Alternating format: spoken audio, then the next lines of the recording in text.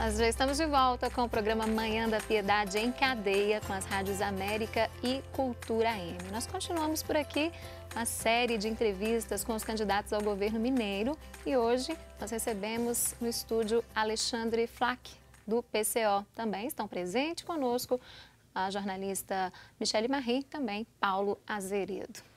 Candidato, dando continuidade então à nossa entrevista, nós temos em Minas Gerais aí diversas regiões, né, onde o IDH é muito baixo, o índice de desenvolvimento econômico é muito baixo, né? Temos casos de pobreza mesmo. O que, se é eleito, o que o senhor pretende resolver para atenuar essa situação? Essa é uma situação assim que nós tivemos contato com ela diretamente na caravana do Lula que ele fez seguindo do centro da Zona da Mata, ao norte do estado, etc. Nós acompanhamos a partir do norte do estado e tivemos essa ocasião de ver isso aí na prática. O Lula falou que a fome estava voltando e muita gente na plateia, pela reação, percebia que estava nessa situação, né? Então a gente teve um avanço, etc. Tivemos uma certa melhora na área social, depois veio o golpe que destruiu tudo. Então a situação é simples.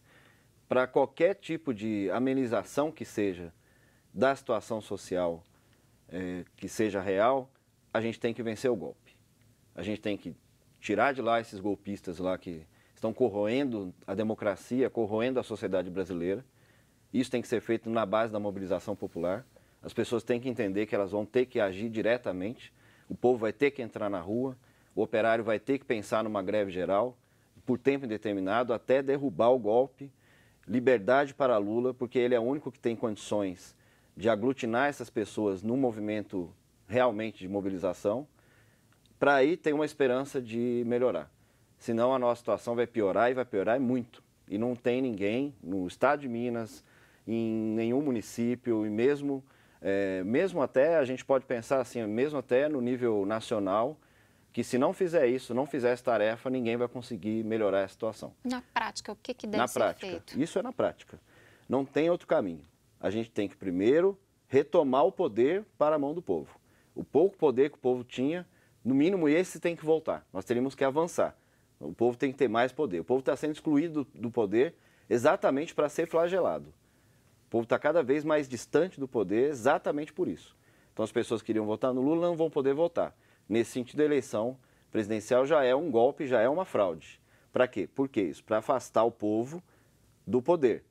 Afastar o povo do poder tem um motivo, porque vai vir cada vez maiores ataques à população. Então as pessoas vão passar mais fome, a gente vai voltar a ter um quadro de miséria cada vez maior, mais amplo, e não há o que fazer a não ser que o povo se mobilize. A burguesia não vai abrir mão de nada do plano dela de flagelar a população, a não ser que o povo realmente se mobilize. A única força que pode se contrapor à burguesia é o povo mobilizado. Candidato, vou pedir a palavra só um minutinho, Paulo. Candidato, o senhor defende muito o PT, né? Sobretudo nas candidaturas à presidência, né? Por que, nesse momento, não fazer uma coligação e sair com uma candidatura independente? Sim, a nossa política não foi de fazer coligação com o PT por um motivo bem simples. Porque coligação significa uma fusão de programas. O nosso programa é bem diferente do programa do PT. E é um programa que é trabalhado, como eu falei, da mesma maneira como os candidatos são escolhidos democraticamente pelo partido inteiro. O programa também é elaborado e melhorado, burilado pelo partido como um todo. Então nós não abrimos mão do nosso programa. E é um programa que tem, apesar de haver uma convergência com a política do PT, ele é um programa que tem diferenças fundamentais, exatamente principalmente nessa questão de conciliação com os setores da burguesia e tal, que a gente considera que isso é inútil e muitas vezes até atrapalha. O senhor falou no bloco anterior, né, da questão do impeachment da presidente Dilma e que a partir dali algumas coisas já aconteceram para piorar a situação. Mas a situação antes do impeachment já era muito ruim economicamente. O que o senhor pensa nesse sentido, do estado de Minas Gerais especificamente, porque foi quase que consonante a isso, né, a mudança também quando o governador Pimentel entrou. O que o senhor pensa em relação a essa mudança das políticas econômicas de Minas para que se melhore, deixando de lado um pouco essa questão ligada à parte do impeachment da presidente Dilma, mas das políticas aqui do Estado. É que acontece o seguinte, o impeachment não inaugurou esse momento. Ele foi preparado antes. Nós tínhamos até final de 2014, até meados de 2014, uma situação de prosperidade no país. Depois disso, é que a burguesia começou a colocar o país numa rota de declínio econômico, de recessão, já preparando o caminho para o impeachment. Então, o impeachment foi um coroamento de um trabalho anterior. Isso foi uma rota foi colocado de forma artificial pela burguesia. Os donos do dinheiro tiraram o dinheiro da nossa economia. Isso não é a primeira vez que acontece, aconteceu várias outras vezes. Então, não há como resolver essa situação, não há como fazer nenhum tipo de promessa que não envolva a solução dessa situação aí. Agora, gostaria de falar também sobre os jovens, candidato. Caso o senhor seja eleito, tem algum programa especial ligado à educação, lazer, profissionalização dos nossos jovens? O que o senhor pensa sobre isso? O programa do Partido da Causa Operária envolve a estatização da educação, envolve também outra questão muito premente para os jovens, a questão do transporte público, também estatizado. A estatização é vista por nós e da saúde também. A estatização não é uma estatização que é simplesmente retirada da economia privada e para uma burocracia governamental, né? Existem alguns níveis, existem formas diferentes de estatizar, né? Estatização não é só... tem estatização governamental, estatização pública e a estatização popular.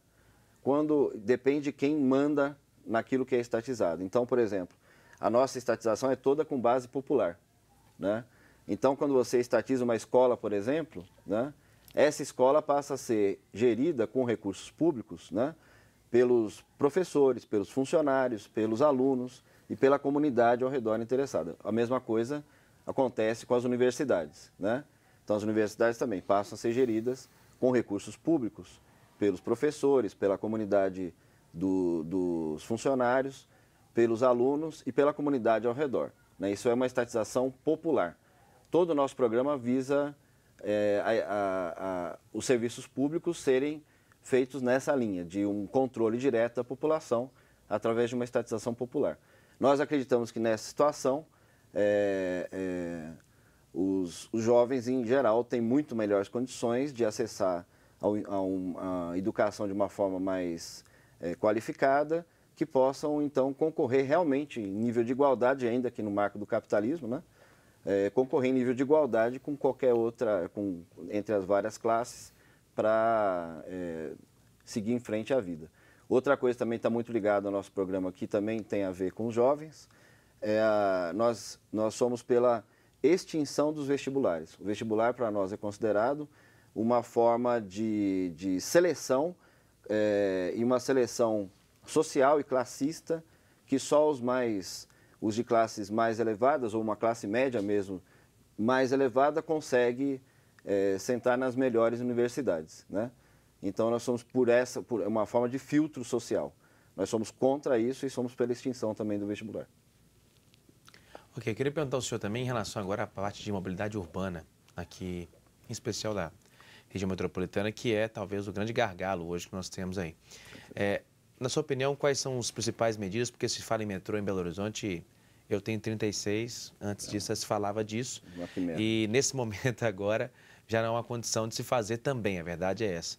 O que se pode fazer para integrar melhor o transporte público aqui da capital? Bom, eu não tenho dúvida que metrô aqui em Belo Horizonte, assim como outras capitais, é o único meio de transporte que tem condições de bem atender a população, né?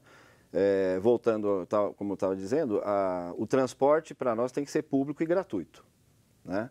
Transporte é um direito, não deve haver uma paga em contrapartida, é público e gratuito. Como isso é feito? Primeiro, trazendo para o público. Então, você tem que, se o transporte ele é público, você não tem que, além do custo do transporte, pagar também o lucro do empresário, né? E, além do mais, como o serviço público é um serviço que tem mercado certo, você acaba formando uma casta de empresários que mandam mais do que o governo naquela área, né? Então, duas coisas nefastas que não podem acontecer. Então, aquilo que é serviço público tem que estar na mão do poder público. Não pode ser passado para o privado, porque você gera uma casta de de intocáveis depois, várias caixas pretas, aí como a gente vê o caso do transporte em Belo Horizonte, né? E região metropolitana. Além disso, o poder é que é o importante. Não adianta você só trazer para o público se o poder continua na mão de um burocrata que muitas vezes é apenas um representante do interesse privado. Você tem que trazer para o público, mas o poder tem que ser da população, tem que ser um público popular. A partir de agora, no mesmo jeito no mesmo modelo que acontece na educação. Um minuto para o senhor fazer as considerações finais, candidato.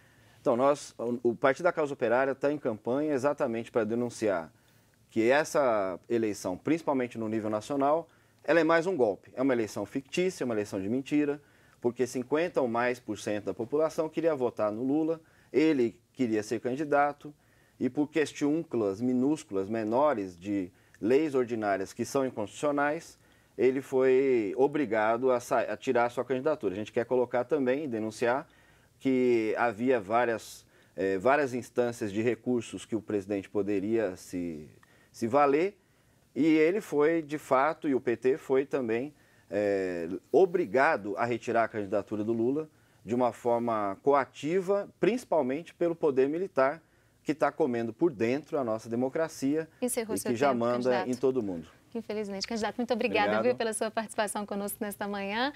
E olha só, amanhã, continuando essa série de entrevistas aqui no Manhã da Piedade, nosso convidado é Jordano Metalúrgico, do PSTU. Muito obrigada, viu, pela sua companhia nesta manhã especial. Amanhã tem mais, viu? Você pode acompanhar tudo sobre o nosso programa de agora para tarde pelas redes sociais, viu? Tá? Nosso Instagram é @manhãdapiedade. Tem também a página da TV Horizonte. Lá você fica por dentro de todos o bate-papo, de todas as conversas que acontecem aqui no estúdio, tá bom? Então, interaja conosco por lá. Tem também o site da TV Horizonte para você interagir, que é tvhorizonte.com.br. E amanhã estaremos de volta às 10 da manhã. Você fica agora com as imagens do canteiro de obras da Catedral Cristo Rei. Até amanhã. Tchau, tchau.